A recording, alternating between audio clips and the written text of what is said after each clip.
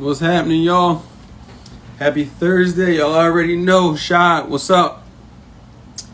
There you go, Taylor Construction. Shot, I appreciate that little talk the other day too. Not we gonna do that IG on Monday with main man. I think his name is Charles. But it's in motion, so. But I definitely appreciate y'all tuning in. Shirley, what's going on? Don't forget, we got the VIP dinner. Literally, I'm telling y'all, it's like maybe 5 tickets left for the VIP dinner, October 29th with Janelle Wilson. She's going to be teaching y'all how she built her portfolio of 100 rentals while being a mom, being married, and starting out having a 9 to 5. October 30th, that's going to be the event that you also don't want to miss. It's an all-day event, basically from 9 to 5. We're giving you everything that you need to build your blueprint. We are giving you from how to just use your paycheck and save money so that you can invest or figure out how to fill those gaps. A lot of people don't realize you have the money. The biggest problem is just how you spend it and how you live it. So we got people talking about budgeting, personal finance, and then we also have business credit, setting up the business, the LLCs, and then we take it to the next level where we're going to actually bring people to you who are doing this business and doing it on a high level to show you guys how to build the rental portfolios, how to invest in a trucking business, and then also how to flip houses. So when I tell you it's going to be a room full of heavy hitters, you don't want to miss it. Your future self will not, you owe it to your future self and your family. So, when you guys are calling me or DMing me and saying, hey, I want to know how you flip houses, how to do this, I can't teach it to you in a crash course on Instagram, but I can show you better than I can tell you. So again, hit the link in my bio. October 29th is the VIP dinner. October 30th is the live event, the master class. We're going to be giving you the blueprint from A to Z on October 30th. Rosebud Investments, Dwayne, Herman, KR, you name it, is going to be amazing. So again, make sure you hit the link in my bio. October 29th, October 30th. There's only 5 VIP tickets left. And then we got the main tickets that are still going to do that. And I want to give a warm welcome to Real Estate Coach Carter. Malik, he is about to jump on here. There he goes. My guy, how are you? I can't even hear you, cuz. Let me see. All right. Let me see. Can you hear me now? Yeah. I hear Hold you on, let me good. turn up my mic. Hold on. Hello? All right, you ready? You good? Yep. 100%. How you? I tell people, man, I'm good. I'm blessed. I don't know if everybody know, but I'm just coming off my second stint with COVID. Yo, you had it again? I'm still standing, baby. I'm still standing. Yo, you had it again, guys? Thing is, I got it again the same week as I did the last year. All right, hold on. Hey, listen, I'm gonna exit out of this joint and I'm gonna use my other phone. I'm gonna come back in. All right.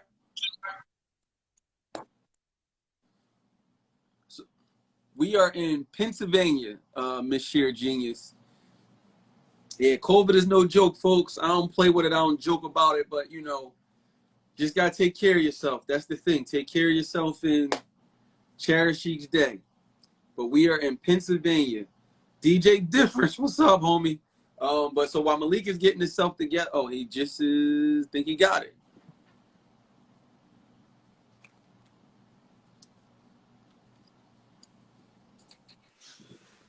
Here we go. How we sound? Good. Let me ask you this though. So, did you get vaccinated after the first one? I did. You got vaccinated? What you had, Pfizer? Don't give me the line and tell you I remember. I gotta look at the paper. But so how was it though? Was you real sick or? The second go around wasn't as bad as the first one. The first one you was down for like what, a couple weeks, right? The first one was, I was down for like a week, roughly. And then after that, it was the long-term side effects. Which were what? So for me, my biggest side effect is fatigue. So like you like feel like you fine, and then in the middle of the day is like, dog, I need a nap or I need to lay down. It might be 11 o'clock in the morning and you just fatigued. And so did your wife get it too, or no, just you? First time she got it, second time she didn't get it. All right, well, y'all out here But living reckless. but it's more, it's I mean, people you could say that, but it's like, what about the people that sit in the house, sit in the bubble, and still get it? Yeah, I It mean, like happens. this one of them situations. Like honestly, like the doctor that gave me my diet that told me I was positive. This dude ain't had no mask on. And I want to give a warm welcome. So yeah, dog, I was no, right, real rap though. I was in a bubble the The first first year, probably year. yeah, Yeah, ain't yeah. nothing. You said what? I said there's nothing wrong with that. Oh yeah, yeah, first year. So but now ever since I got vaccinated, I've been out in these streets. Nah, so I mean, I just tell you, like, you just gotta be mindful. That's all, man. It's not like I said, there's nothing you really could do. And then for me, it was more mental than physical because that isolation drove me crazy. So like to be away from your family and hear them upstairs, you gotta talk to your kids through the door. Like I don't know how Yeah. cats go to jail and do the glass. I can't do it. I couldn't do 3 days talking through the wall, FaceTiming. You know what I'm saying? So it's like just all you can do is just take your vitamins and try to take care of yourself. And it's definitely really, I say, for people who got pre-existing conditions that don't know they have it, that's the scary part. So it's like you gotta take care of yourself, man. Watch what you're putting in your body, exercise. I mean, outside of that, it's just it's been out here kissing on random people. Well, welcome back from COVID land twice. Hey man, I'm still here, man. They can't keep the big homie down. You know what I'm saying? But I appreciate you coming back on with us. I know you just you just had a ride along. You just was in at an Invest Fest. Tell the people what else you got going on. Are you still doing another ride along? You still doing your mentorship? Well, we don't do ride along. We do crash courses. We Okay. do it's the cash flow crash course, right? And so there is a vehicle involved, right? So anyway, for those that don't know me, my name is Malik Coach Carter, real estate coach Carter. That's who I am. So yeah, I linked up with Justin. We are the cash flow bros, right? And so what we do is we do help people to learn how to like leverage their regular income into real estate income and beyond, right? So our goal is to show you how to get paid multiple times off $1, right? And that's where most people are stuck at. It's like, let me tell you, this is crazy, bro. The dumbest thing we do is live on our earned income. That's stupid. It's That's stupid to dangerous. live with earned income. But that's what we taught. We're taught to live on our earned income, right? So, but elaborate though, Malik, for people who don't know, what is earned income? All right. So earned income is income you might get from your job, whether you're self-employed, W-2 income, your receipt from your store, like whatever it is. To spend that income to live on is the worst financial mistake that we can make, right? The goal is to use that bread to invest the money and make other monies and live off of that. That's the key. Now, we can't all start out like that, but we need to aspire to do that, right? And we just never did. We weren't taught that, right? We're taught to go ahead, get the best possible job, right? And live and buy the best possible car and live in the best possible house in the best possible neighborhood and raise your kids to do the same thing, to go to the best possible school and get the best possible job. That's the cycle, right? The traditional mindset is not, nah, don't spend that. Reinvest. But I tell you what though, dope dealers got the sauce. If you pay attention, right? Dope dealers got it. The good ones, well, at least for back in the day, because the ones, OGs. yeah, like the ones that they buy their pack, they save that bread until they get to a quarter brick, save that bread, get to a brick, save that bread, then get to 2 bricks, right? And they reinvest. But you don't think that way when you came off of your, off your 40 hours and you get that check every 2 weeks. You thinking like, damn, I finally got some bread. Let me go. I work for this. I need to enjoy it. It's not about putting that bread back into something different. So I feel like each generation we evolve, right? I don't think so. I think it's who you're around. Because if you look at the state of black people, we doing bad, bro. We doing bad. But so I'm saying yes, but I'm also saying we're also behind the 8 ball as well. So I'm just saying I'm gonna use my immediate family, right? Mm-hmm. I maybe so I'm the first male graduate from college. Mm-hmm.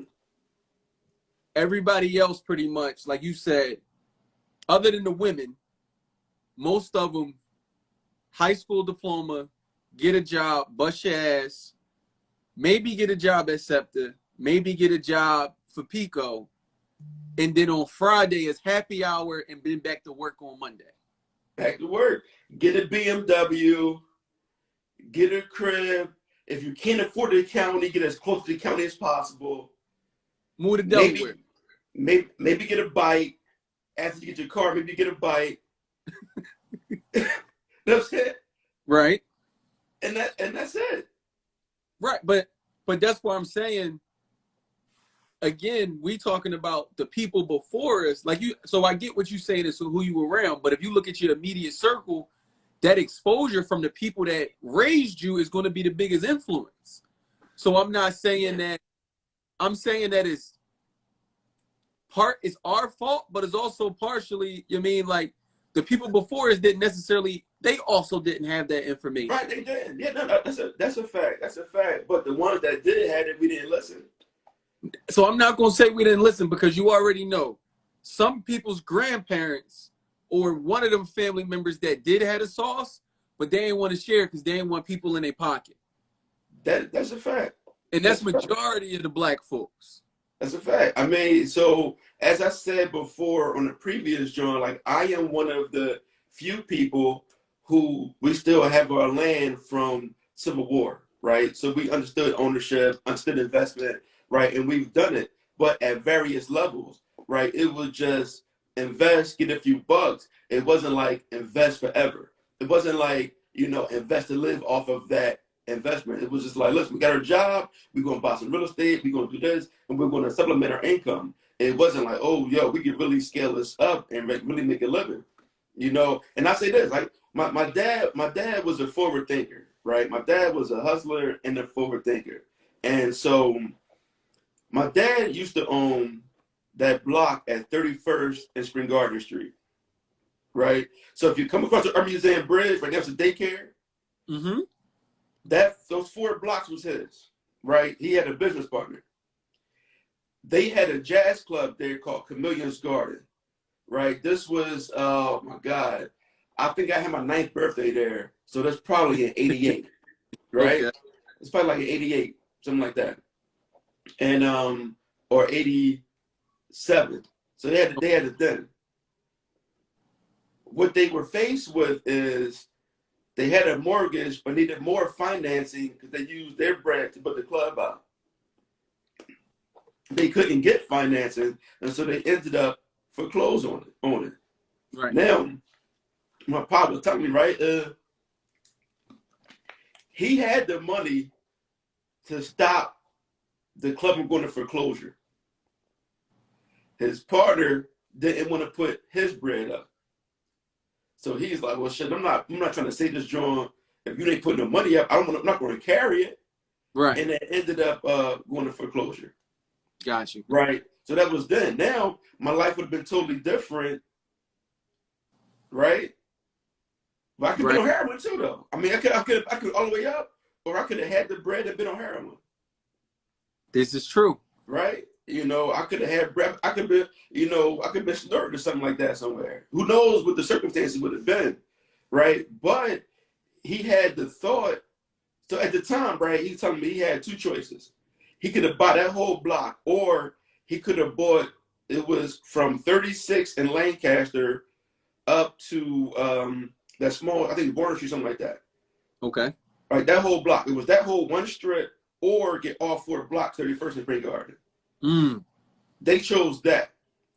But, and here's why, one of the reasons why I'm more practical in my thinking. I'm not going for the big stuff, right? I'm going for the, let me just compound this bread, because had he gone, he went for the home run, which is the whole block, club, city views, built the condos, the warehouse is still there. That warehouse, he owned that. Like, we used to play in there. Me and my brother played hide and seek in that big ass warehouse. It'd be us three running around that warehouse, right? And the whole Joe playing hide and seek tag. And so he went for the home run. The more practical thing to do would have been buy that block, had those storefronts, had the apartments, collect rent slow, and not have the glamorous nightlife club job. Just collect the regular rents every month. Right. Right? The practical move was the better move for the time. Okay. All right. Right?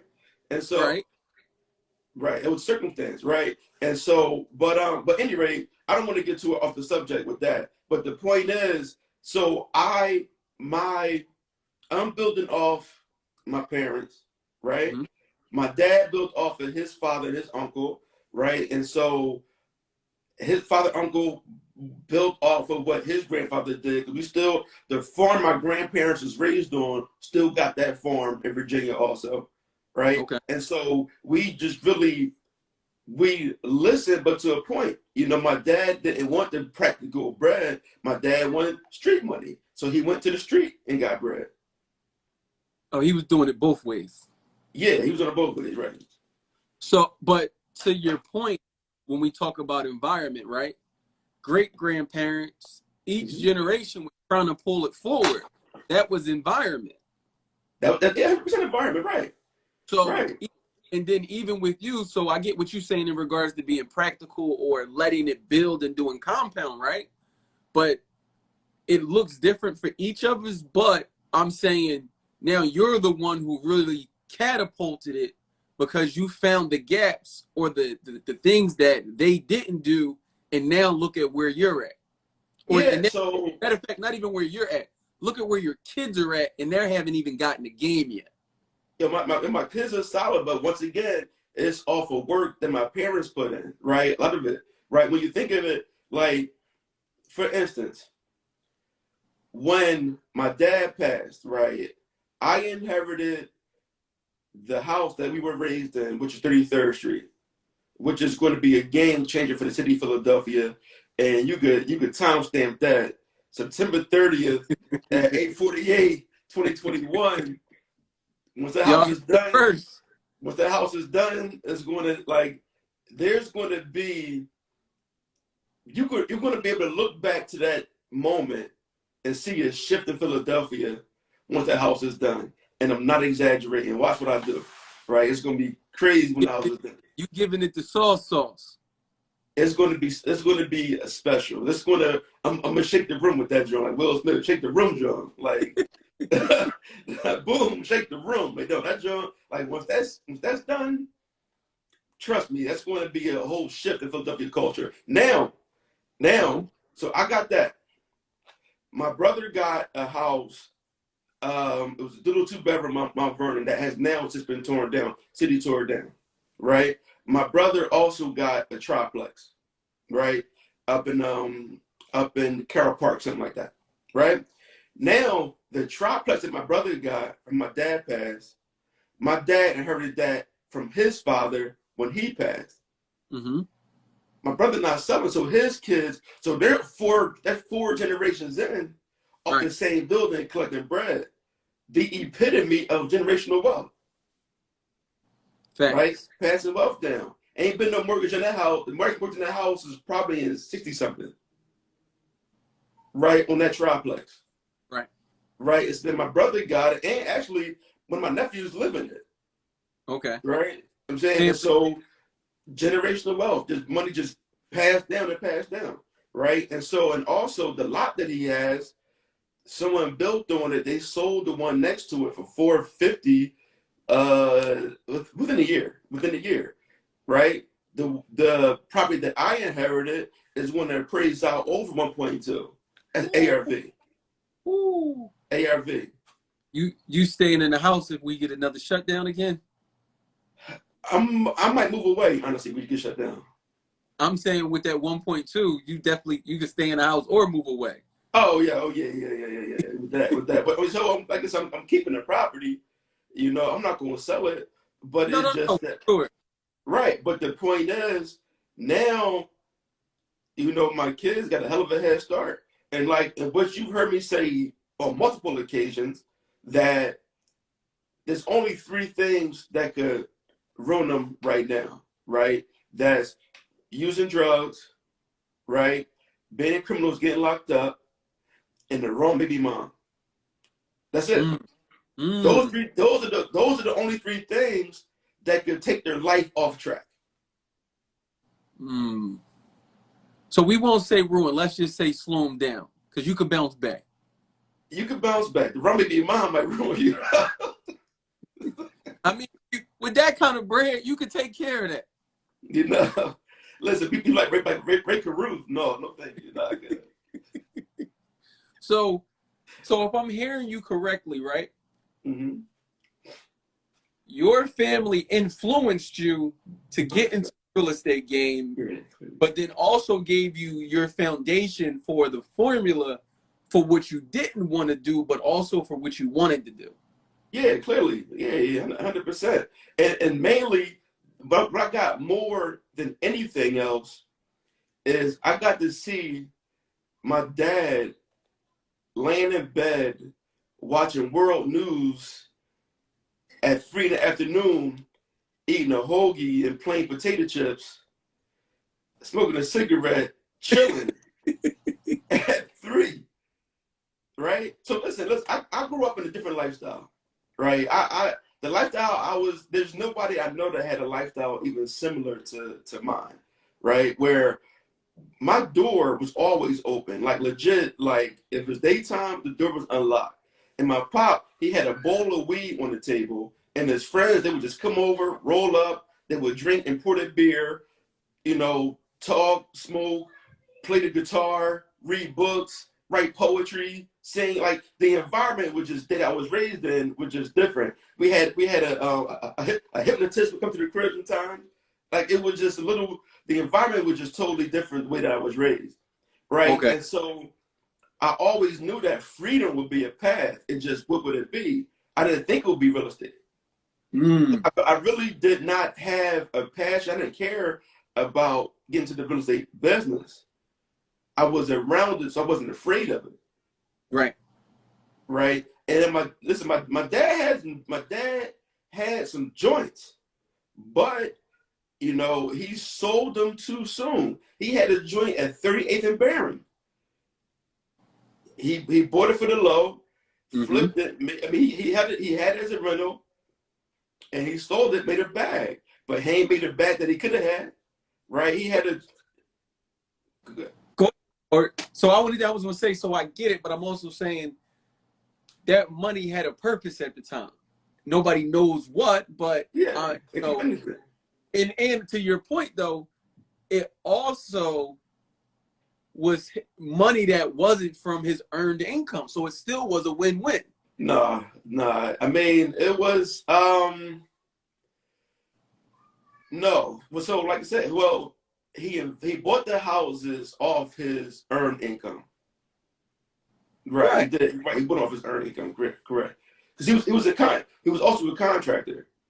Right. Right. That's what I'm saying. So then he was getting cash flow. Then when he sold it, so you know, it was like, yo, it was banked. But to your point though, about the earned income situation, how do people get over that fear of I'm already living paycheck to paycheck. Now you're telling me to slow down, save some money, and then invest some money to put my fate in somebody else's hands.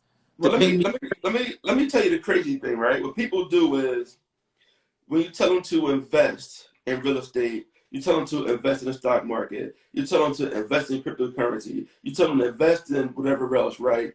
They say, oh, no, that's too risky. But then they go out and buy a 7-year-old Benz. That ain't risky. That's not risky. It's not risky. It's not risky to buy a 4-year-old Hyundai. That's not risky. So answer this for me, Malik, because I know what those people are going to say. Because I love your point, and the thing they always say is, I need the car. I need it. Mm-hmm. Mm-hmm. You need a car. You probably need a car. You probably do need a car. Yes, you probably do. But I'm gonna tell you, listen, man. I can drive whatever car I want, but that Dodge Caravan was $14,000. It was only 2 years old. $14,000. I could get up and down the highway whenever I want to, wherever I want to. Kids in the back, soccer balls, basketballs, baseballs. You know, my nephew went to college the other day. We put the third seat down, took him to college. You know what I'm saying? It's like, no, you want what you want. And the thing is, I promise you, people don't want it for themselves, bro. They don't. They want it because how people will see them in it. Hold on, Malik. Hold on. So you're saying that they want it for the status, they want it for how people will perceive them? That's it. Listen, when people are getting dressed, including you, when you getting dressed, when you buy a new pair of jewelry, you're like, yo, I'm about to kill him in these, Jones. I'm about to kill him in this. What? Why you gotta bring that up? Why? I'm just saying, like, I'm about to kill him in this. You're not, you know what I'm saying? You're not like, yo, these make me feel, I like these sneakers. My feet feel good. I like how they look for me. So I'm just saying, Malik, I purposely only pick certain Jordans because they do make my feet feel good. I only could wear certain ones. I can't wear every one. Listen, when you get dressed, but I'm not gonna lie, I do pick certain Jordans because I do be wanting to get my flex. Listen, look, when you bought your slingshot, was you the first up like, oh, I'm in the streets? I'm in the streets with the slingshot, and they gonna see me, and I'm be like, yeah, Lee made it. Come on, man. Come on. Wait, no, bro, so it's not shit. No, look, Malik, to your point, I tell people, I don't be buying them cars. I be on Turo. I rent them. I don't buy. So to your point, I have listened to you over the years. I don't buy these cars no more. I'm on Turo. I'm about to get something for this weekend just because it's my son's birthday and I just want to birthday party is at my own damn house. I'm pulling up to my own damn house. Just I want to. Right. But the point is, man, it's like people buy stuff because of their perception. And what most people won't admit to themselves is they have low self-esteem. Right? Come on, Malik. Come on, Malik. They don't want to hear that, Malik. Listen, it is what it is. If you need other people to validate how you feel, that is your self-esteem. You might not think of it that way, but that's what it is. If you need somebody to say, you know, if you need to have, when you sell a house, right? Right. The first thing that people, I want the man cave. When the fellas come over, we want to watch the game. We need the big backyard for the parties. We need that. It's nothing about how practical it is for them to live. It is they want people to come to their crib and see how good they're doing. So I tell people, you want this house so that you can have the best barbecue for the summer, or so you can have the best house out of you and your cousins. It's always listen. I say this all the time. People don't want to be rich. They want to be richer than their friends and family. That's it. They want to be the richest ones in their circle. They're not really trying to get rich. And but mind you, now I am not going to exclude myself from that scenario, right? I bought my crib for the space, but I do have events here also, right? And do I feel good when people are like, damn, it's a nice crib? I like the art. Like, yeah, of course, you gonna get that, but I don't need it. So can we dive on that though? You want to talk about that? So I'm saying to you, I wholeheartedly agree with you. And I'll be the first one to admit I got into real estate because of that. I said, hey, but I knew the benefits of real estate. But initially, I saw the money. I wanted the Gucci belts. I wanted the women. And I wanted to say I arrived. And initially, Listen, I no, balled out. listen, Hold no, on, nobody talked. hold on. I balled out prematurely. So I was getting not a bag, a couple dollars at the time. A couple dollars because I still was living in my mom's back room. I was collecting rent from my first property. I still was getting I was getting commissions like every week because I was doing rentals and sales. I ain't had no kids. I had 2 cars. I had a truck and a car. Couldn't tell me nothing. But it was like, damn, when I get in the jam, I got to swipe the credit card. Right. But so it took me some time to realize what I was doing. I was fighting those inner demons and battles trying to prove who I was and what I was supposed to be doing before I actually got there. And the crazy thing is, now that I'm okay financially, the crazy thing is I really don't give a shit what I be wearing and what I got on. Now I really buy the Jordans. I more so buy the Jordans only because I really like them that much, especially now that I can afford them. And I ain't stretching me. But right, and I'm gonna say this, like I said, even this, right? So listen, we had this hoodie made, this sweater made right here, right? And which is fire. Right, you know, I appreciate it, but I was like, yeah, when we hit the streets with these drones, bulls gonna be like, yo, let me get that. Drones is gonna be hard. Like, so listen, I don't want to take myself out of that, right? I don't want to project that, you know, everybody else. You know, it's the difference between, you know, wanting people to see certain things and needing it. Like these are the 2 things, right? I don't need the status symbols. I don't need that. What I need is freedom, right? I look at money and investing, look at that as freedom as far as owning my time, right? People saying, I like your crib, don't give me no freedom, right? Somebody text me now trying to get rid of that text, right? So now I'm not going to work extra years to pay off debt just for pay off my crap. Yeah, I get some extra lights.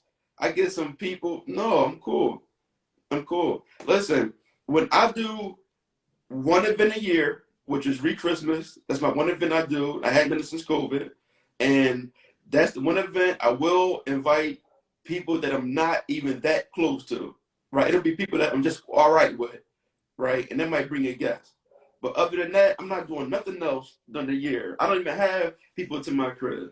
You know, I had the Black Realtor event here, but it was a purpose to that. Right, but that was before COVID. That's really for sure before COVID. It was 2 years, bro. Right, and so it's a purpose to that. And so and to bring it back home into real estate is people would spend their money on stuff so that other people can feel like or look like that they're doing what to other people versus reinvesting something that could have them maybe actually do well, right? When I talk about self-esteem also, because I suffer from it too. I mean, I talk about it all the time about is like where I didn't feel like I could understand the stock market enough, right? To jump into the stock market. I feel like it was going to be too hard, right? I never considered doing new construction. I felt like, oh, I can't do that. It's going to cost too much money. It's too hard. And I looked at it and I had my own limiting beliefs that I could not do it. And so I didn't even seek out the knowledge to learn to go do it. That's how much I didn't believe in me, right? And then what you have to do is everybody on here is ask yourself, right? I say all the time, I'm going to be a millionaire. I'm going to do this and I'm going to do that. But I know I didn't believe it. How would I didn't believe it? Because my actions dictated that. If I'm coming home from work and watching TV, those are not behaviors. Those are not actions that's going to get me to $1 million. Right. And then I ask myself like, damn, if I believe I'm going to do it, then why am I not doing it? Do I really believe it? If you don't believe it, stop saying it. So right? you want to keep going, or can I You know, jump I in? would say if you don't believe it, stop saying it. If you do believe it, put some action behind it. Got you. And that So action doesn't have to be investing. That action could just be doing the research. Do the research. And once you do the research, once you get a mentor, once you pay for a course, once you do whatever, then deploy, right? Here's the thing. Or you can fool yourself and be entertained, right? The difference between people are watching this, they're watching you for over a year, right, on these lives. They got all types of information, right? But right now, they're not being educated, they've been entertained. The difference between being educated and being entertained is execution. If you don't execute, you're just being entertained. Watch the TV right now. That's it. It's not gonna be Netflix.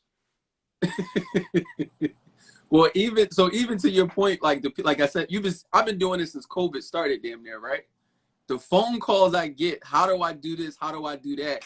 First thing I say is, yo, go to my page, go to the 6 joint, watch the episode, the last episode I did with Malik when he told you how he find his deals, or watch the episode I did with Al from Camden, and Al is telling you how he buying $30,000 cribs right there. But it's like so many people want you to hold their hand so that they don't make a mistake. They scared to make a mistake.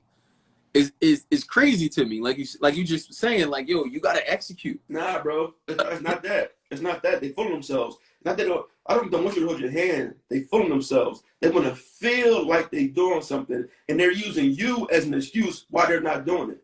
If you don't hold their hand, then they're deflecting their Oh, it's my deficiencies fault. onto you. It's my fault now. It's your fault now because you didn't help them. Right? It's the same thing. It's the same thing. A rapper being in a studio 24/7, they'll never put nothing out, but he working though. But he working. He record 30 songs, put them on the gram, never put them out. So I'm saying, Malik, as we bring this full circle, even before you start investing, mindset. Would you say mindset is one of the key components? Mindset. So you have to have to go. I wouldn't even say the mindset is the keystone, right? Because if you don't have the right mindset, and I will say this,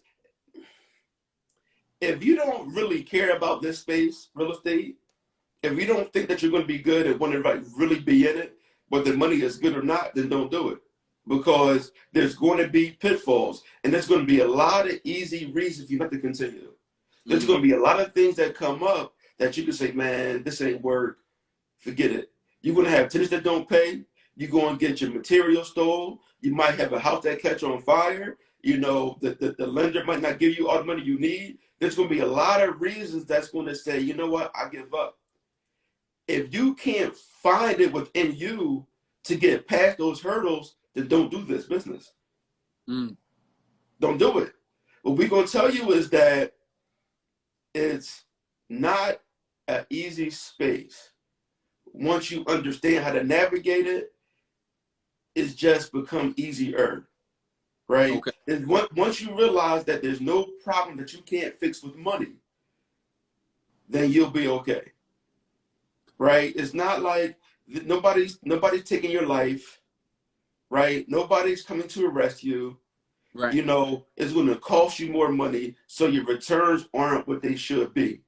And if you buy right, if we done told you 30, 40 times different ways to buy right, then you can still do well. Listen, I did a deal. This is a fact. I'm going to tell you, I never even shared this publicly before, right? I sold a house a couple months ago at 56 and Cedar. I know about right? that. Yeah.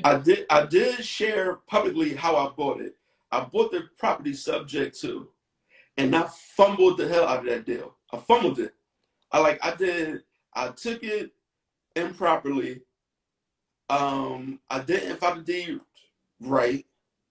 The bank didn't accept my paperwork. The bank didn't accept my money. There was a mortgage on it. So I'm sending M&T payments, and they're not only are they not taking my bread, but they mailed it back in the name of the lady that was in state property. They sent the money back in a dead lady name. So I couldn't even cash it all these months. and I'm carrying it. And I fixed the house up, and the bank was like, no, back to foreclosure. I had to pay to break it out of foreclosure, and then they're like, nah, back to foreclosure. Fun with the deal, right? But I maintained a relationship with the seller. I threw her some extra bread to stay involved. I sold that property. I sold it for, I think, 170 or 180 or something like that. Right. I bought it for 60. I put 20 into it. I made a nice return. Even though I fumbled the deal, I made a hell of a return on that. So if you Right. buy right, there's no problem that money can't solve in this space. Right? I made $100,000 on a deal that I fucked up. I'm saying? It's like, yo, like the amount of money is ridiculous, man. And it's like, yo, I messed it up. If you buy right, then you will be okay. Right. It's fine. Just get past that hurdle. Maybe you don't make 20% in that rental. You only make 8%. But look at it. It's people, these hedge funds in New York, they buying deals. They're buying stuff with a 6% cap rate, 7% cap rate. And if you mess up, you're making a bigger percentage than the hedge funds. Right. You'll be just fine if you stick with it. If you stick with it. Right? But you just gotta, but if you think one hurdle is going to stop you, if you don't have a passion to try to figure it out, if you don't have somebody to mentor, if you don't want to call somebody to help get you out of this jam and kind of talk you through it, talk you off the ledge, this space ain't for you. You're going to lose your shirt. The only way not to lose is to keep going. Which is important because you just said about the mentors. So it's like, I say, even if you're not ready to get a mentor, right, you're still trying to figure this out, come to these events. So Malik, you just had your crash course a week ago. Right. When is your next crash course? The next crash course is December 11th. We're doing one then. That'll be the last of the year? Yeah, I don't know if everyone do it again. I never do it again. You know, it's like, his thing is we're not doing it as a cash grab, right? We're doing this, one, it helps us, right? It hones our teaching skills more than anything else, right? We get the privilege of making a little bit of money while doing field research, right? People are asking questions that we have to then answer, so we know how to answer the questions better, right? Yeah. And so, you know, we're not doing it as a source of income. It's not that. Understandable. Like I said, we made a little bit of money on the last one. But because around you, we rented the buses. You know, we fed them good. You know, we gave everybody T-shirts, a bunch of that. So we didn't make no, you know, killing. We made a tiny bit of money on that, right? So like I said, we're not doing it as a source of income. I got you. So we're going to do this next one, and that may be the last one we ever do. Possibly. So that's December 11th, and then before that, you got the big networking event that we're going to be having, the masterclass, October 30th. And the speakers alone, for their classes, some of them charge thousands of dollars just for their class. So to get all of them in one room for one day. Now, listen, I'm gonna break this down right here, right? So Justin and I, we do, it's called a Rentals to Wealth course, right? That Rentals to Wealth course, we do a 4-day training, a 4-day live training. And then we also give a self-paced course with that. The reason we did the 4-day is because we know 90% of the people that buy courses never finish them. Don't open them, right? So instead of us just giving you the course, like, we're forcing people to know this business. We're taking away everybody's excuse to not be successful in this space, right? If you're not successful in this space, it's because you choose not to be. It's not because you don't have the information. We tell you where to buy, how to buy, when to buy, how to get the contractors, how to properly set up your rentals. We're giving you everything in that time period, right? And that we charge $1,000 for the loan. We have a special right now, a $497 that we're doing. We put out the day, probably take it down like 2 days, whatever, a day or two, something like that. But that's $1,000 for that, right? And then we have a even bigger master class where we actually show you how. Let me tell you this, Lee. Let me tell you why I don't talk big numbers. And so first, how to use the rental income, how to basically only have to make one ever investment and run that up to having your rental, then using that rental income to invest in your stock portfolio and really running that up and like to really scale that up, right? Right. Now, real quick, I'm gonna tell you, everybody that's watching this, I'm gonna tell you how to have an easy life financially, right? I'm gonna tell you right now. Hold on. Hold on. Listen, this is the simplest formula you need. You don't need to take nobody else's classes for this. You don't have to. I'm going to tell you right now. If you want to scale up, you would need mentors and classes. If you want to get it right the first time, you need mentors and classes. What I'm telling you, you start out today. I'm 43. So this worked for me at 43. It'll work for somebody else at 20. All they need to do is buy one duplex a year for the next 20 years, right? If you make at least $500 per building, that's the whole each unit per building, right? Then you're getting $10,000 a month, right? And then what you do is you take $500 a month, put it into the stock market, right? And to just buy the entire, don't stock pick, just buy the entire S&P 500, because that's been averaging an 8% return since 1967. And then what should happen is, if everything continues to go kind of how it has been for the past 50 years, which it may or may not, depending on, world wars and whatever. But if we're talking about the past 50 years, and as they say, past performance is not predicted for the future, but let's just assume it averages 8%, that in that 20-year period, that $500 a month investment turns into like $457,000, right? So now imagine you're 20, right, starting out. By the time you're younger than me, I'm 43, by the time you're younger than me, right? By the time you're a little bit older than you got $10,000 a month coming in and $500,000 in the bank. Mind you, I didn't say anything about your job income. I didn't say anything about your 401k. I didn't say anything about any other thing else. No other money's coming in. All you got to do, buy one duplex a year and put $500 a month into the stock market, buying the S&P. That's it. That's it. Like, we don't have to go to the couch and learn this stuff.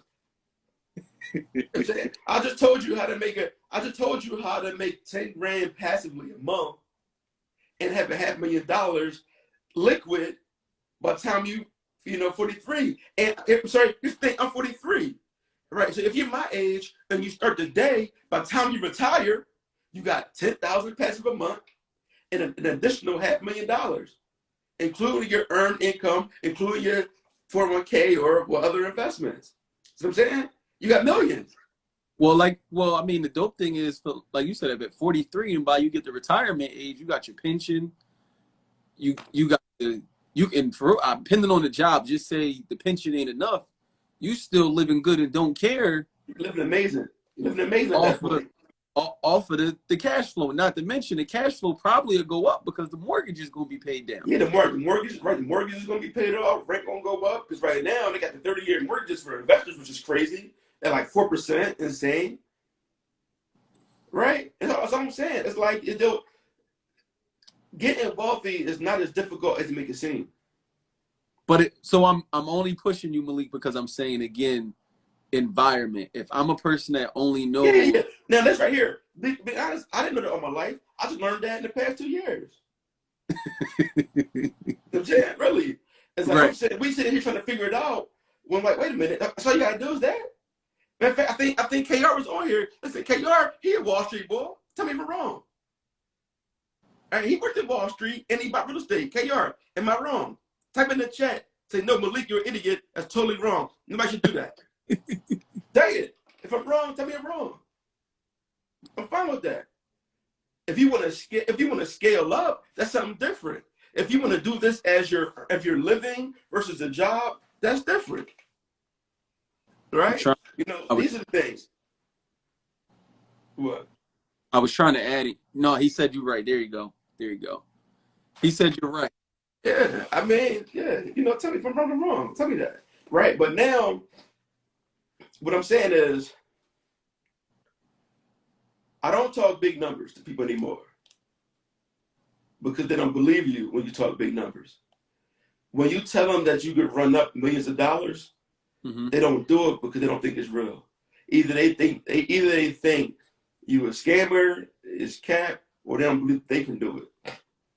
But so I'm saying yes, and then I'm also saying the fundamental part to all of this, the mindset.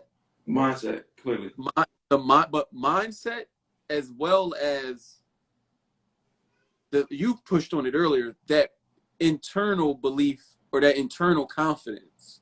That internal confidence. So I'm saying, and I went to ET conference this weekend, and the thing I saw. Hold on, you did it with COVID, man? How you did it with COVID? I had COVID a month ago. I didn't have COVID just this weekend. It was a month ago. I said I get it the same time every year in August. But nah, so the ET event, the common factor for all the speakers that were up there, they had this crazy belief and confidence in, I would say, their selves, but also their dream. And they all push back on the fact that, like, you have to know what you want out of life and where you want to go. And then at some point, you have to believe in it and not need anybody else to give you confirmation or green light to go live your best life. Right. And you just broke it down to the most elementary level. Like, yo, if you're a person that makes $32,000 a year, $40,000 a year, you should be able to buy one house a year. You can do one it. House a year at best. And then the crazy, you take KR's formula. You buy the first 8 houses in your name because you could do the low down payment. You let them houses bubble, refinance, and now you start scaling up if you want. Or you could just keep using the house money to build more houses. That's it. Or not. Or be like, you know what? I don't need 20.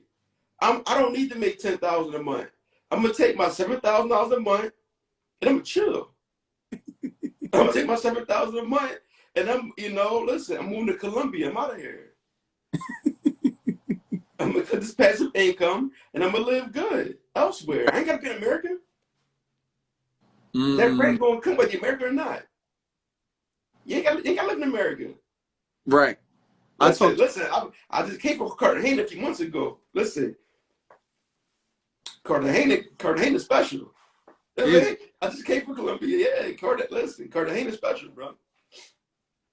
Take your wife when you go, though. Don't go by yourself. You might not come back. Take your wife with you. Take your wife.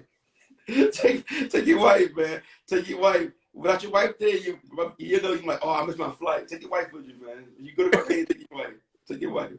Take your wife. Put your mom on the phone. Yeah. Tell her I'm not never coming back.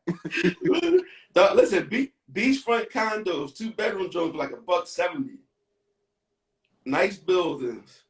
Living good. My folks, I don't want to say his name, put him out there, but he just grabbed a joint condo. He doing an Airbnb so he could live back and forth. No, in DR. Listen, I'm gonna say this: Cartagena better than DR. All right, so let's not. We don't. Never mind. No. On the entertainment side, I'm talking about on the. There's more money. There's more money being poured right now in Cartagena. There's a lot of money being poured into Cartagena. Like, it's really developing, and it's got way more. DR is cool. The DR is really good. How was the food though? How was the food? The food was good and very cheap. Like $3 platters. Okay. Food was really good, all fresh seafood. But anyway, off of that. But so we're going to go back to mindset, right? And this is important because, like, to understand where I get my audacity, to understand how I'm able to do what I do and how to not care, I can really trace it all back to, it was like really two moments in my life, right, that really formed my self-esteem. And I was, I might have been 9, 10 years old, 11 years old, something like that. I forget what year I was, what old I was. And I, as a young boy, you know, I'm riding the bikes. Remember back then, our pedals was metal, right? Okay. And I'm riding my BMX or whatever else, and the pedals would skip, and it would hit my leg and cut my leg. So both my legs was all scarred up. So all this summer, I just wore jeans every day, right?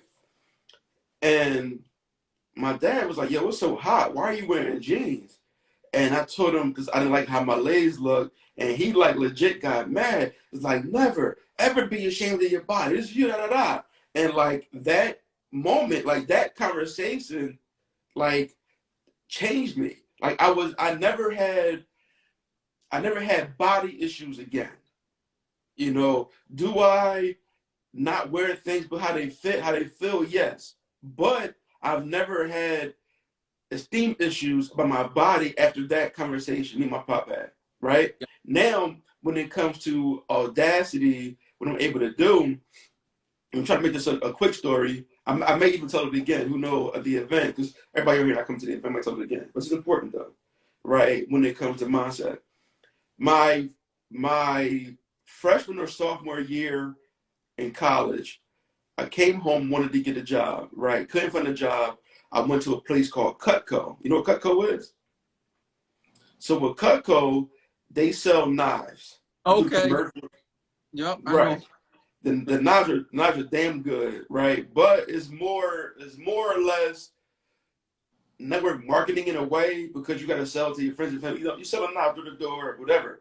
And mind you, I had a job as a lifeguard in high school, but I was hyped to get this job. I couldn't find anything.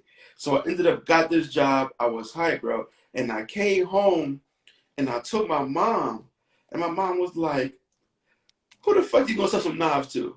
Right? Right? So mom said. And so I was deflated. I was like, damn, like I was up here and she put me all the way down here. And that's like, and I didn't like how that felt. And I decided at that moment, nobody would ever make me feel that way again. And so I don't listen to what my mom says at all. Nothing that she says. Like she could say whatever she wants, but it has zero effect. It has zero effect on me.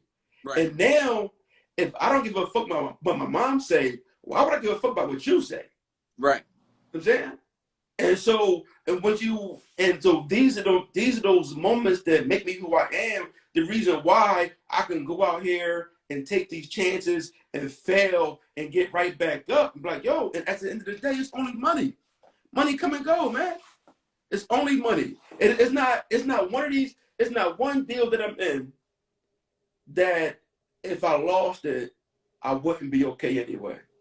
There's not one circumstance. I could lose all my cash today and I'll be just fine. Doesn't matter. I know that. Right?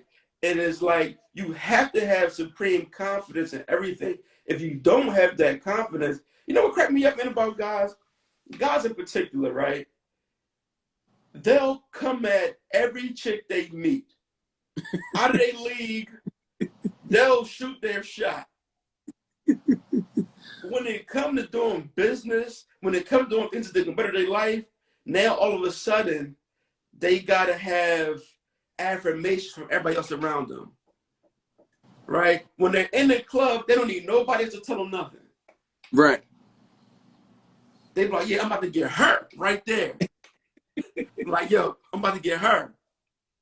But as soon as you talk about doing something that's going to make your life better, then you got to ask everybody around you, should you be doing this? How it's going to work out? Or they got 1,000 excuses on why it works. 1,000 excuses.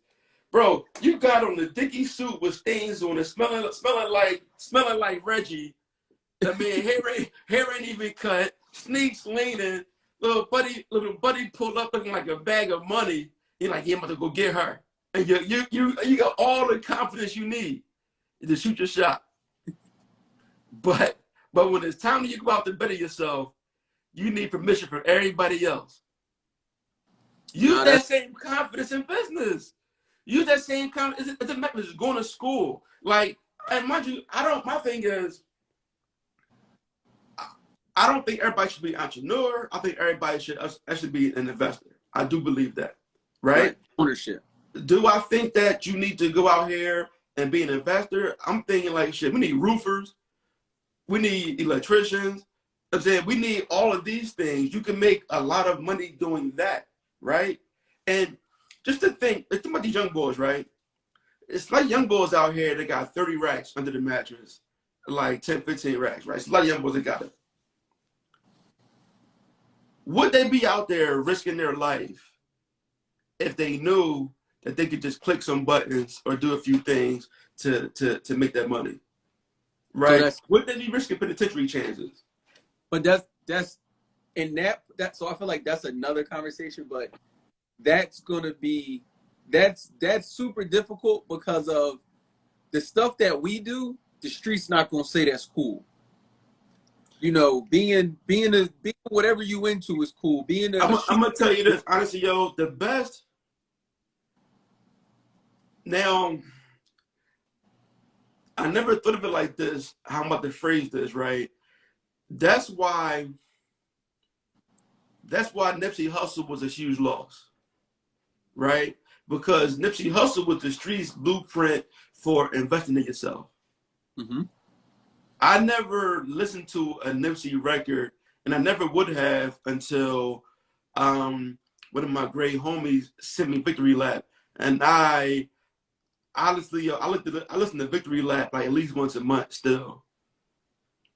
And even right now, even though Nip was not the biggest rapper out, anybody that's hustling, getting money, in their stories on TV show is going to be a Nip record.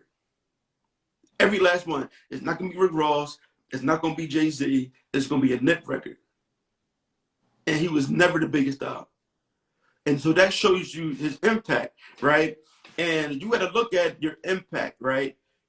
When you die, you can have a funeral like Nip or like XXX Tentacion, who sold way more records than Nip, who's all over the world getting paid crazy bags, but nobody came to his funeral. I'm saying? So impact also matters. Now, what I will say is this. Now, what I'm leading to is, I didn't think about this, is that the same way the streets needed Nip, to be honest with you, I'm really looking at Wall Street Trapper in that same way now. And I didn't before. Because when you look at Nip and you look at Trap, you look at Nip as somebody who like escaped the gang life. Well, didn't escape it. Actually did not escape the gang life. The gang life ended him. But who survived the gang life enough to start something else. To impact the whole culture. Community. Right. What Trapper has done should not go unnoticed. And a lot of these guys out here putting in work. But Trap's story, where he came from, right, resonates better in the places that need to hear it. Right? Somebody that was in the dope game, right? Somebody that went through robberies, somebody that got 10 murders, multiple, right? Went to prison for 10 years, came home, and is still got into the stock market and taught other dope boys around him and taught the streets. Right. I didn't even think about that. To this moment right here, I didn't think about, I knew he's making an impact, but I didn't really understand until this moment how powerful that impact was. I'll never have that impact because I was never a street dude. Right. I mean, young boys can't relate to me. I went to private school. You know what I'm saying? I'm saying, now, don't be wrong. Let me be wrong. Like, dope money paid for private school, right? You know From your father. Right, from you know your what I'm father. saying? Right. You dig? But I can't, the streets don't relate to me in that same way, right? And so that impact matters. So I said it to say investing is coming cool, but even Caesar, even From though Caesar from did his stint, he was in the street, he doesn't have the same impact. And maybe not with black people. Maybe Latinos. from Jersey, DJ Yeah, Envy. you're right. Like Pimpin' and Jay. Yeah. Now, he's very inspirational. Solid dude, real quiet. I like dude a lot. You know, met him a couple of times, real solid. Maybe in the Latino community, his impact is bigger than what it is. Because when people talk about real estate, they're not bringing Caesar up in the black community that I talk to in a way that everybody that bring up stock, Trevor name out their mouth first. Right. Right. So I said to say that investing is becoming cool. Whether it is real estate, right? Whether it is now, even the young boys, they look at investing like even Turo. They look at that as an investment. They buy a car, they make money from it, right? Airbnb arbitrage. They rent an apartment, they making money from it. So they're beginning to understand business, right? They're beginning to understand investing in a way that they really haven't before. So it is becoming cool. You know, we just need more people to make more money from that, to say, you know what, I'm making more from this over here than what I'm doing over there. And but also to jump in there with you, Malik, I don't want you to discredit yourself, because at least here in Philly, when we talk about real estate in different rooms, you're one of the first names that come up. But not the streets. Regardless of the streets, I'm saying you're making an impact in what you're doing and the people that are watching you that you're influencing. Well, I mean, I can appreciate that I don't have to have a Lamborghini and a private jet to make an impact. You know, I don't have to have stars in my ceiling for people to listen. You know, but no, listen, I definitely appreciate that, and I think that I honestly understand when people follow me, because I'm like anti that. You know, I'm anti the glamour and glitz, and so there is an audience for that. There is an audience that's like, you know what? Let me build this stockpile slow and protected. Right? There is an audience for that. You know, I'm not scale up. And listen, these young boys, man, like, yo, I'm really inspired by even watching these young boys, like, you know, watching them, you know, scale fast, and, you know, having like 7, 8, 9, 10 cribs at the time. And like, I never even had the will, you know, but partially is I know me. I get anxiety when stuff get to be too much. I'm gonna be stressed out. I don't like being stressed. So I'm okay with letting it go slow, but it's also because I'm not a spender. If I make another $50,000 a month today, my life will only change a smidge. But you're not getting a caravan though. I might. The problem is, I might get another SUV, but I like my caravan. I actually like it. It's not. I don't ride it because it's cheap. I actually like it. I was just messing with you though. It's all good. Nah, you know. But Did you at least? Huh? Did you get the mirror fixed at least? The mirror been fixed. And the thing is, the mirror is only $90 to fix the mirror. It just didn't feel like it's just time, bro. It was just time to go up there to do it. You know? It's $90. So Malik, hold on. So crazy thing is, you answered damn near all my questions without me even asking them. Okay. Hey, listen, you know what? That's a sign of a good interviewer. Hey, I appreciate it. I appreciate it. So I got 2 more questions for you, right? Oh, and then just side note, I just got the alert. VIP is officially sold out with Janelle. So we only have general admission tickets right now. You said, And what's Janelle? What do you mean? What's Janelle? What's that? Janelle Wilson. So Janelle Wilson is hosting the private VIP dinner that we're doing on the Oh, 20th. I saw her on a flyer. I didn't know she was hosting the joint. Okay. Yeah, he's hosting it for the dinner. Yeah. And then, so we got the general admission tickets for Saturday. So those tickets are still alive and well, and they are available. The link is below. Hit the link in my bio. But to the questions, don't believe two of them. Hey, listen, hold on. Before you ask the question, let me ask you this. Hey, how many? You know, I'm getting a Rolex. How many people on this live should it out? Like, how many people was on this live actually send it to your friends and family that might have wanted to hear some of the information we dropped? Did anybody? It's 47 people on the live. I mean, it should at least be 90 people on this live. You know, y'all probably should have sent this joint out. You should have missing it out. Yeah, kind of. People are here. Oh, and I'm working on the affiliate link, so hopefully I have it up and running by Monday for you. Okay. For you and some of the other speakers. I mean, yeah, you sold out already? Well, no, VIP sold out, not general. Okay, yeah, for sure.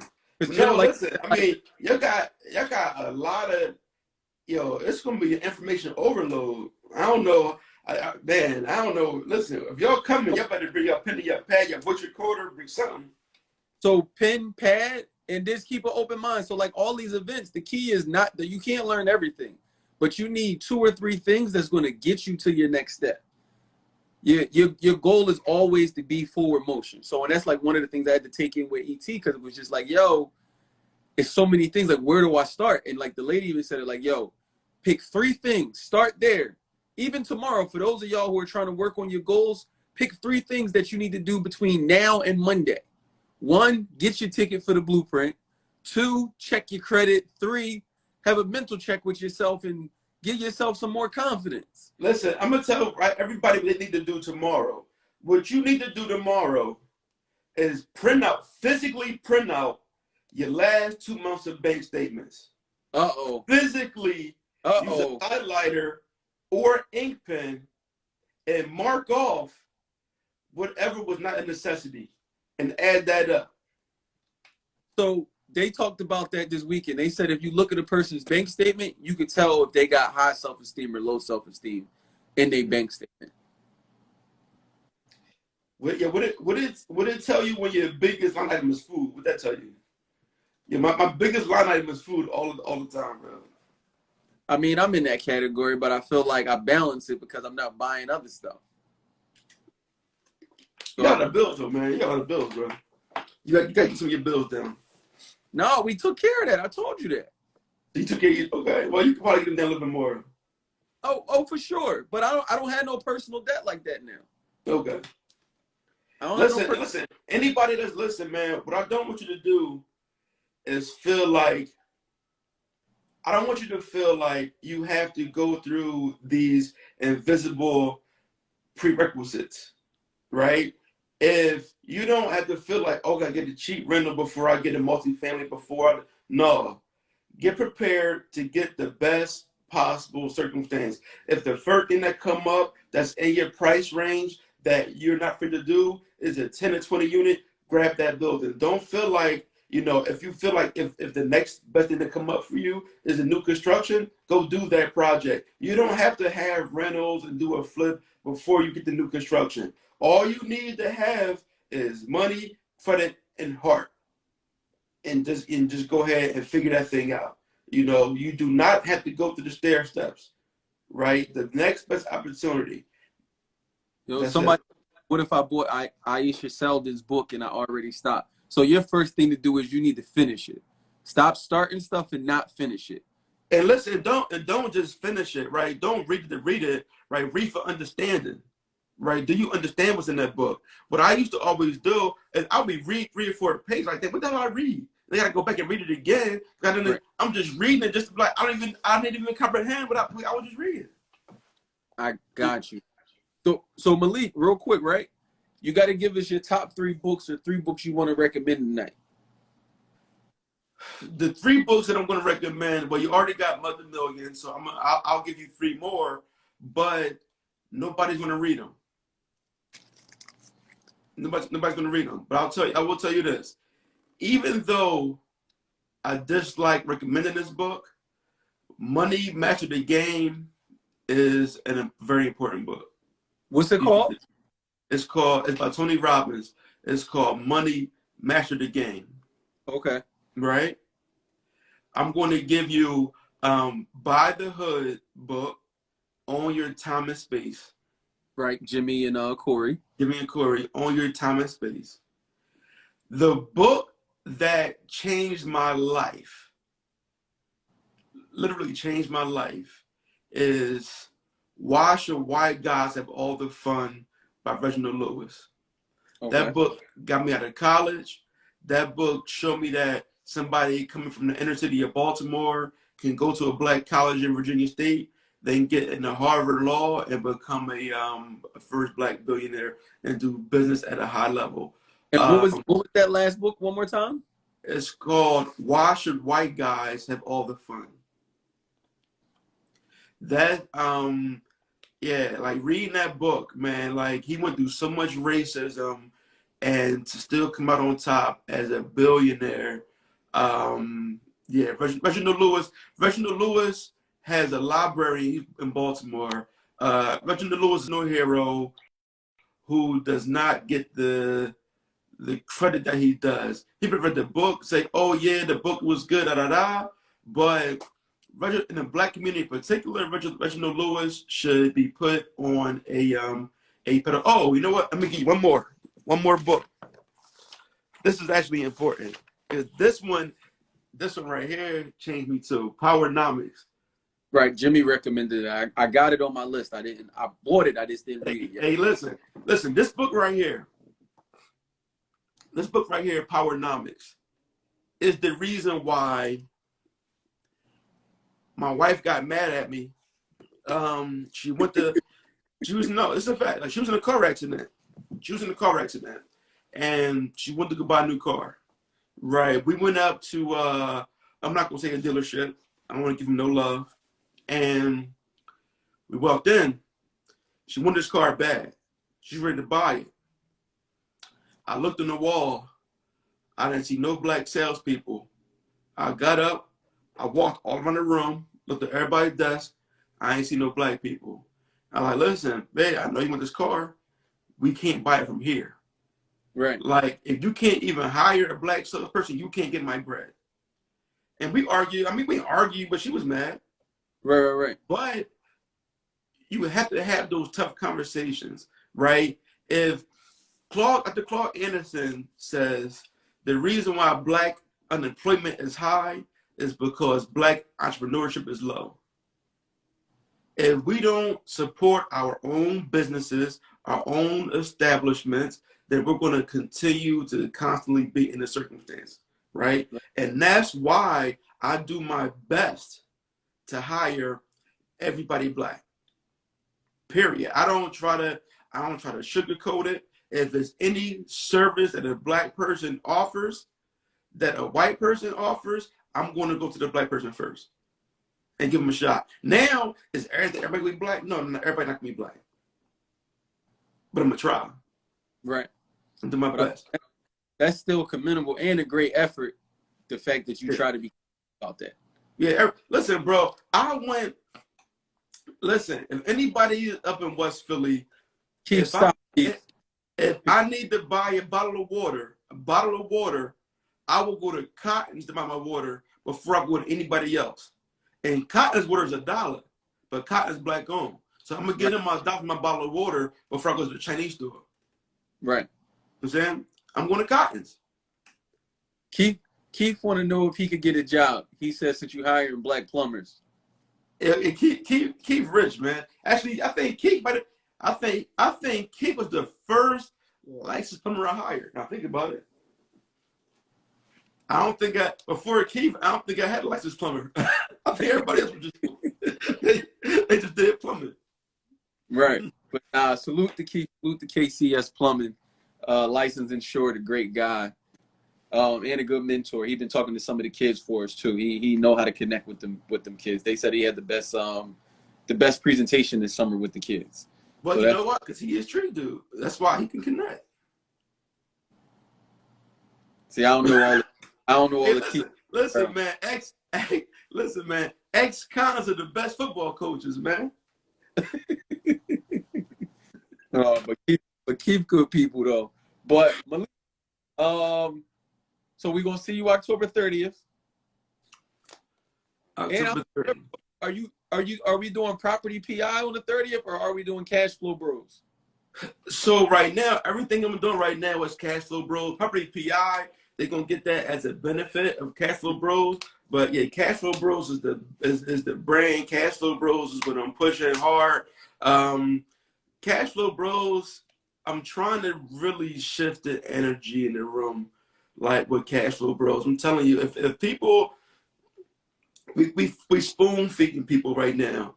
Get your rentals up. Then once they get in there, people think that this is a real estate program. It ain't. This is a run the bag up program. One last thing before, I didn't say this point earlier. I'm sorry, they trying to get out of here. The reason why I don't talk, like I said, I told you the reason why, but You don't talk what big numbers? You saying? right, I don't big numbers, right? I told you the reason why I don't, but if I tell people, let me show you how to make an extra $2,000 a month, that's believable, and they'll do it. But what that $2,000 a month is actually doing is it's changing their life, because they're going to be debt free in 18 months, and they're going to be using that bread, and we're going to show them how to get run this bag up in the stock market. And once we show them that piece and how to like really scale this thing up, like we're going to create a lot of multimillionaires in this space if people have the patience to come along the ride. But the thing is, it's crazy. Nobody even knows they're gonna get that. We spoon feed them with this real estate and show them how to turn that. We're gonna get their life insurance up. We're gonna get their infinite banking up. We're gonna get their credit repair up. We're gonna get their business credit. We're gonna get their stock market. They can be doing cover calls. We're really gonna run it up.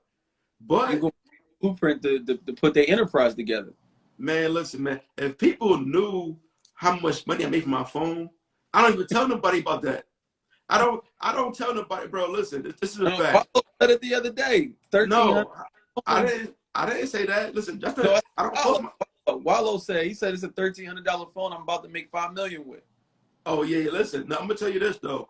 I did a covered call yesterday. I made $700.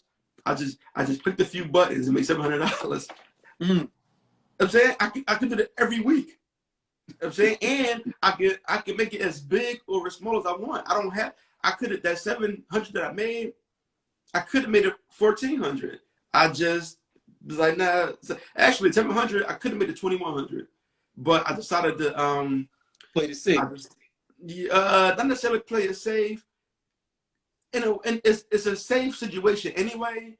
I just I feel like the company that I bought is going to go up, and I didn't want to get my stuff called away, right? But anyway, like the point is, I can make $700 from my phone whenever I want to. You know what I'm saying? And so we're going to be teaching people that too. But we're starting first with this real estate, because real estate is that foundation.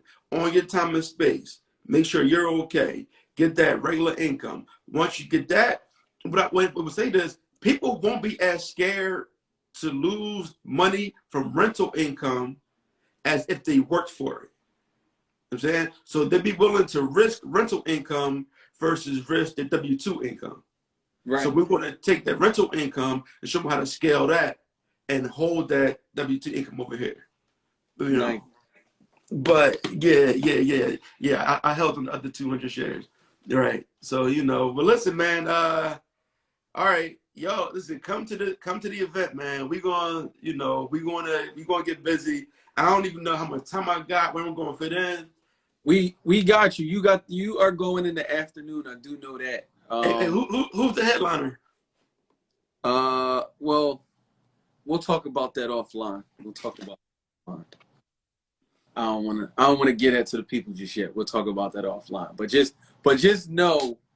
Hey, listen, real quick. Hey, Gabs, you gotta go somewhere, Lee? You gotta go somewhere? I got a couple minutes. Hey, send Gabs an invite if you don't mind. Gabs, you feel like getting on this, young?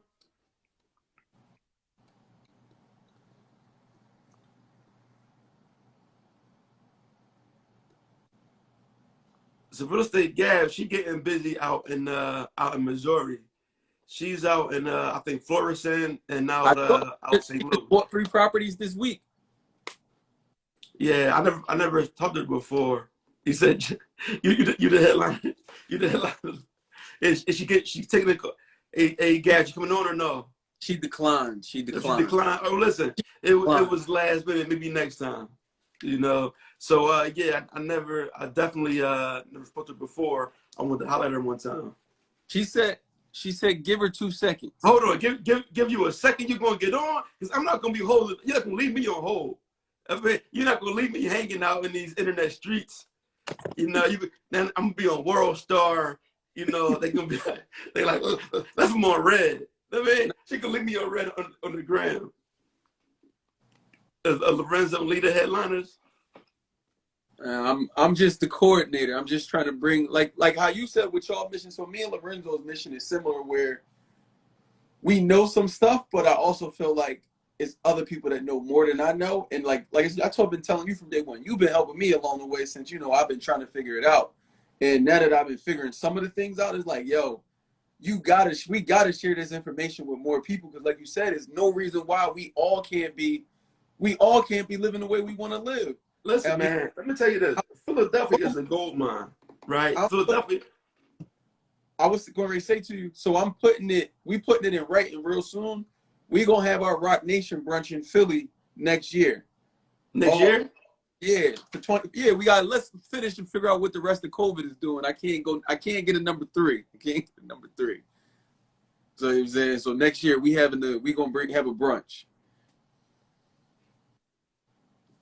Next year is gonna be special. I agree. Oh, that derivative play. Listen, I got you, Jeff. We can listen, man, right there. Anybody need a car right there? Car Game Motors, right up at 50. Where you at? 59th and Walnut? Yeah, I was by his shop today. He got a mean Infinity. I think it's the G35 coupe in a lot. Yeah, I don't need nothing about cars. I don't know nothing about cars. But no, man. So the thing is, man, it's just like really reinvesting that bread, man, is like is super important. And since Philly is a gold mine, why we can't all get rich? Why we can't? What's up? I'm finally with the cool kids. I made it. That's you. No, listen, it's great that I've been wanting to have a lot with you for a minute. I never even invited you. I'm like, yeah, I gotta holler at her, man. No, we've been going back and forth with scheduling, and then we didn't reconnect after our last conversation. So. Yes. But hey, listen, I'm gonna tell you this, right? I tell people, I mean, don't be mad at me when I say this though, because I tell people that like St. Louis is in my top 5 favorite markets to invest in. I've never even been there. I mean, right here, D House 10. He in St. Louis. He moved to St. Louis, and he bought a house there this year. And right here, man, D House 10. But no, listen, I never even been to St. Louis. I just look at that market. I think St. Louis is like the #1 flip market for like 2 years running. And I look at the housing stock. I'm like, that could get busy out St. Louis. I thought about it. Yeah, you just bought 3 houses this week? Yeah, so our agency, so we're a turnkey done for you agency. And so we represent clients all over ultimately the world. And so we landed 3 properties this week. And I'm super excited because we onboarded 8 clients 10 days ago. And so 3 of them are already, through the hardest part, which is acquisition. So wait. Okay. So rewind that though. Say it one more time. So what did you do? You said what is what? Say it one more time. Sure. So I'm Gabby. I'm Real Estate Bay. I own a done for you turnkey agency and offer. And my husband is looking at me. I gotta get off. Oh yeah, so I own a I'm scared. I own a done for you investing agency here in St. Louis, right? So we take you from acquisition to tenant placement or acquisition to flip. And so 10 days ago-ish, we onboarded about 8 new clients. And I just went really hard in the field this week. I told my team we needed 3 properties yesterday, and we bought 3 today. So I'm excited. That's Man, That's dope. And the 2-week turnaround.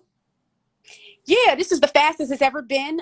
We really rely heavily on clients to be high executors. If you're not, we will offboard you because I'm a high executor. So we really like to find people to say yes and that are agreeable and trust the data because we can always make it pretty. So once we find a house that makes sense for the data, we buy it.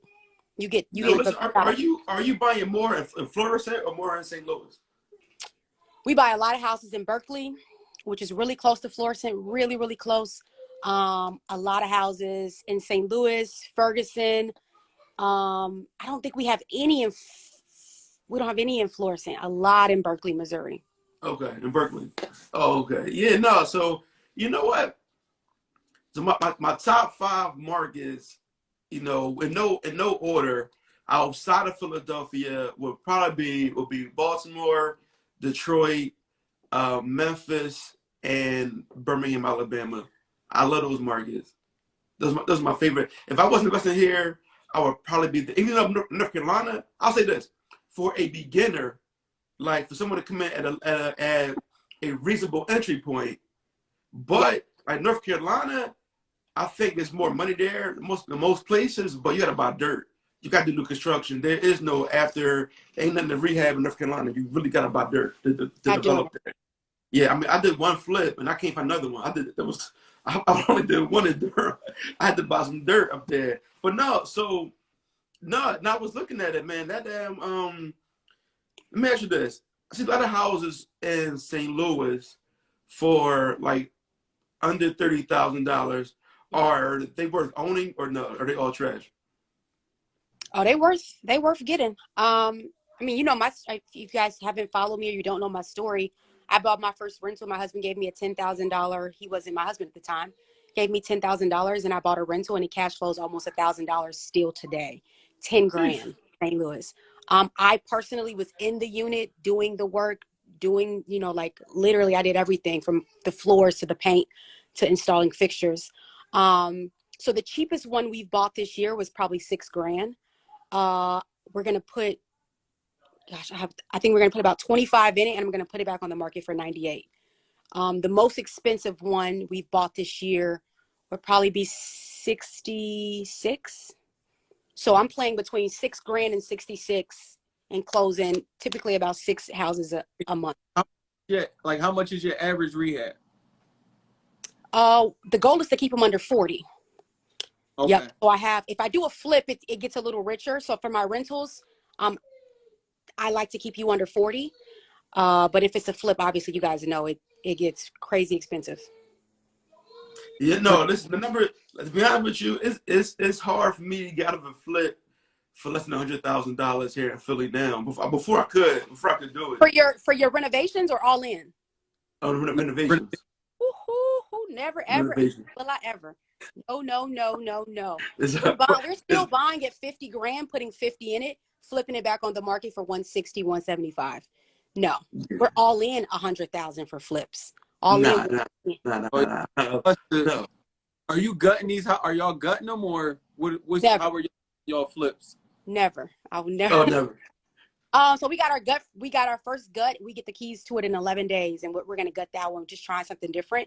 Typically in this market, I don't have to gut. I can, it's foreclosures, short sales, old landlords, offboarding properties. So I'm talking about excellently kept up properties. So no, we've never gut. I will be our first one. And the only reason is because. Well, our housing stock is 90 years old. Right, so we gotta gut everything. Everything here, like the youngest one was built in the 40s. That's the youngest houses here. Sure. Yeah. Right. Yeah. So yeah, everything everything is out of there. Steps, walls, everything. Like when we done. You guys, I know that I'm spoiled. Okay, I'll walk a property like, oh God, where's the walls? I'm spoiled. So we celebrate, right? That we can get you your house done in less than 10 weeks. I'm talking about I'm in and out. I don't have time to sit because I make money when the funnel is flowing, right? So we're Right. really specific on the acquisition, especially for our flips. For our rentals, it's pretty much plug and play because it's a rental city. A lot of colleges here. But for my flip, I really got to get right. So typically it may take me a month to find a flip. So question for you. We take a road trip, we come on down, we spend like 3 months down there, we could probably flip 2 houses at least. And it depends on how liquid you are. Yeah, definitely. I mean, I hang with Coach Carter. That's all the liquid. You know what I'm saying? Oh, shit. Okay.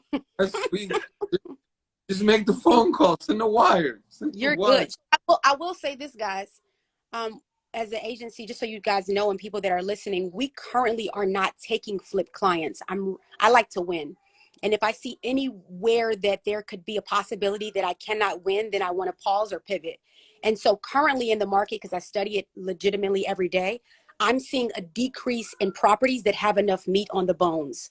So those become rentals, right? So the acquisition is typically the same, but the exit strategy changes. So we're only taking buy and hold clients because these landlords, they know what's up. They know Philly's coming. Maybe they heard about us. I don't know, but the prices, prices went up. I'm on the phone like 70 grand, right? For a house I could have got 6 months ago for 30. So they're eating off the profits. And then I'll say this, as an agency, we don't take a flip where my client can't make 30 bands ever. So, and we still are trying to hit that 10-week threshold line. So I have a lot of parameters and boundaries on myself, but I'm winning right now with the rentals for sure. No, that's what's up. That's a dope. You know what? I can't front. I didn't want to come there. So I wanted to come there they had the first Lego League championship is there. Man. And listen, if anybody got kids, the first Lego League is where you need to be. But I don't like the politics of your state. That's the only reason I want to come. I don't like the state politics. Oh, for sure. Me neither. I'm not from here. Let me say this. People be thinking I'm from this city. Listen, I was born in Chicago. Like I'm gonna stay here because the market is cheap. And now I have a multi-million-dollar business, so there's no reason for me to move. I can just travel.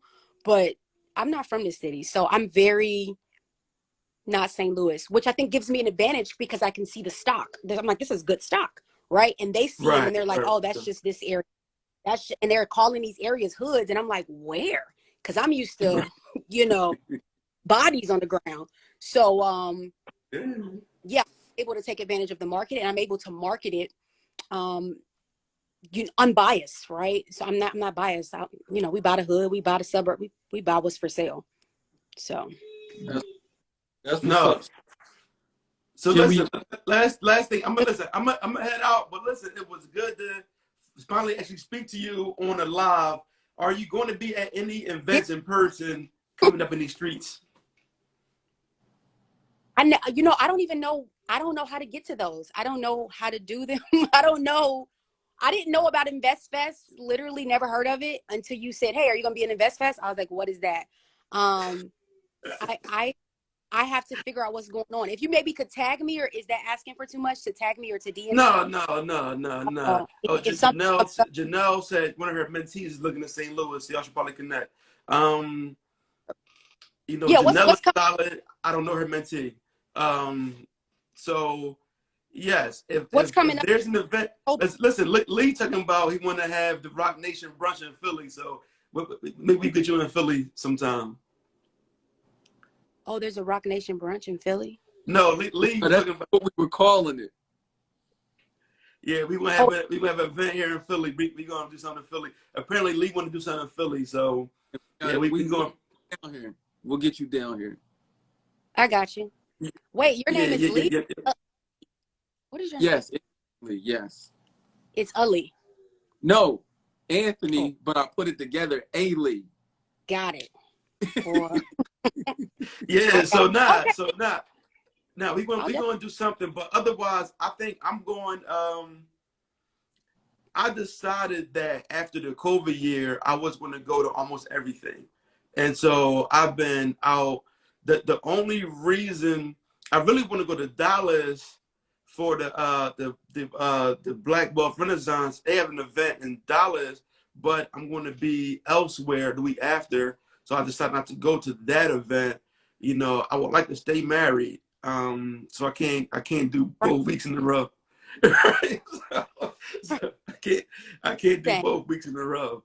But any other events that come up, like I'm liable to be anywhere, man, honestly. So this is my year of yes, right? So everything that comes up, I'm like, all right, I'm gonna come.